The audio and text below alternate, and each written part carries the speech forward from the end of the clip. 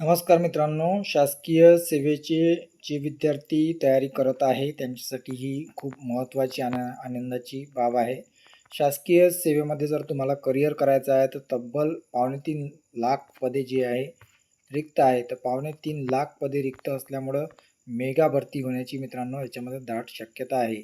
आणि आता कर्मचारी संघटनासुद्धा याच्यावरती आंदोलन करत आहे, कारण त्यांना एका टेबलवरती त्यांना 3-3 टेबलचं काम त्यांना करावं लागत आहे. काय म्हटलेलं आहे संपूर्ण बातमीमध्ये आपण जाऊनच घेऊया. त्या अगोदर तुम्ही नवीन युजर असाल तर नक्की चॅनलला सबस्क्राईब करा आणि व्हिडिओला लाईकसुद्धा करा.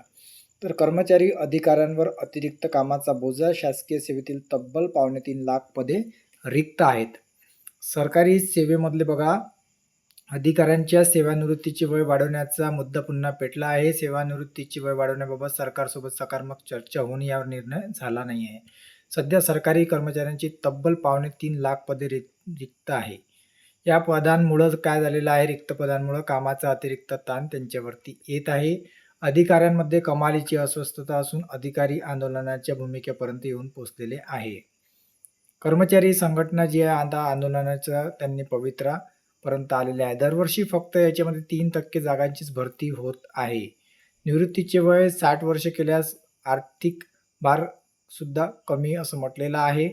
याच्यामध्ये अजून काय म्हटलेलं आहे मित्रांनो बघा, निवृत्तीतांची होत आहे आर्थिक शोषण. या रिक्त जागांवर निवृत्तीतांची भरती करण्याची मागणी केली जाते, पण वेतनाच्या खर्चात बचत करण्यासाठी नवीन भरती न करता सेवानिवृत्तांची मानधनावर तसेच कंत्राटी पद्धतीने भरती होते. चुकीचा पायंडा असून त्यामुळे सुशिक्षित तरुणांचे करिअर नियोजन बिघडत आहे असं म्हटलेलं आहे. म्हणजे काय करतात, जी की जागा रिक्त तिथे कंत्राटी वगैरे भरतात आणि पैसा वाचवतात.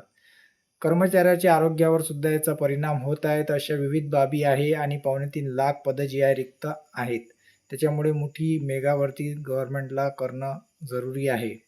महाराष्ट्र राज्य अधिकार महासंघान रिक्त पदांबाबत मुख्यमंत्री एकनाथ शिंदे व दोन्ही उपमुख्यमंत्र्यांना जे आहे पत्र दिलेलं आहे. राज्य शासकीय कर्मचाऱ्याचे सेवानिवृत्तीचे वय केंद्राप्रमाणे 60 वर्ष करण्याची मागणी केलेली आहे. या मागणीबाबत वारंवार सकारात्मक चर्चा होऊन सुद्धा अजून निर्णय झालेला नाही. तर याच्यामध्ये जे आहे वयवाढीचं जे आहे म्हटलेलं आहे 60 वर्ष जी आहे केले तर याच्यामध्ये बरंचसं जे आहे म्हणजे ते लोकांना जास्त सर्व्हिस मिळेल आणि त्याच्यामुळे सुद्धा भार कमी होईल. तसंच नवीन जे आहे सरकारी कर्मचाऱ्यांसोबत जर निमशासकीय शासन अनुदानित आस्थापनावरील कर्मचाऱ्यांची संख्या गृहीत धरल्यास सुमारे 55,000 कोटी रुपयांचा निधी उपलब्ध होईल.